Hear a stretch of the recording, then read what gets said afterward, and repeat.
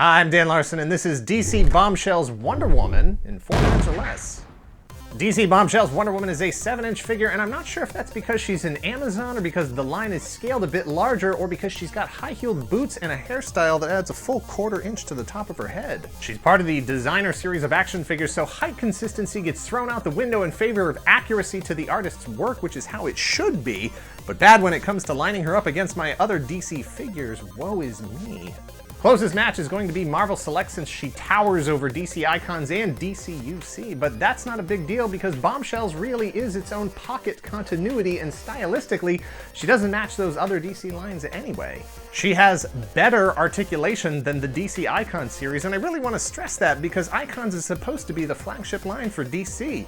Double jointed elbows and knees, a ball joint and a hinge in her torso, bicep swivel, thigh swivel, and ankle rockers. Even with her big hair, she still has plenty of room to look up and down and all around. And her hips shift down from the socket like SH Figuarts hips to allow her more range of motion. I don't know for sure if this is the first time DC has incorporated this type of hip joint. I've been checked out of DC figures since the Flash's wing ear ripped off and they refused to replace it. The sculpt is a spot-on interpretation of Aunt Lucia's work, but does make some engineering concessions for being a 3-dimensional piece as opposed to a 2-dimensional sketch. And Hasbro could really learn a thing or two about painting a face. Heck, all the toy companies should take a look and see how wonderful, pun intended, her face looks down to the gloss paint applied to her smiling lips and the twinkle in her eyes. The smiling face captures Lucia's style and the expression of the original statue, but when it comes to posing her, it gets a little hard to believe that she's that psyched about all the situations you may want to put her in. Punching out the Red Skull? Yeah! Leaping out of an airplane? Haha! Struggling to stay standing because the whole squad was surprised when a bomb went off?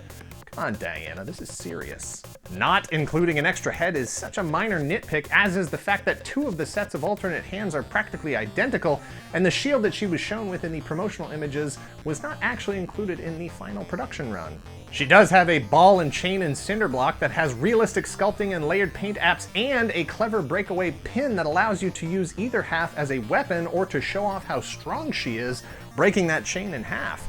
She also comes with 3 sets of alternate hands, clenched fist, and the aforementioned grabbing, and a little more tightly grabbing, and a pipe wrench for all your 1940s and rockabilly-inspired photography.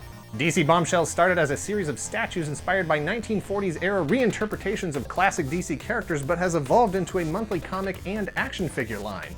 With Wonder Woman, Batwoman, Poison Ivy, and Harley Quinn in Wave 1, and Hawkgirl, Kabuki, Mira, and Supergirl ready to go in Wave 2, Bombshells has grown into its own fully realized continuity outside the DC universe proper, although they reboot so often that this will probably get rolled in before this video is even over.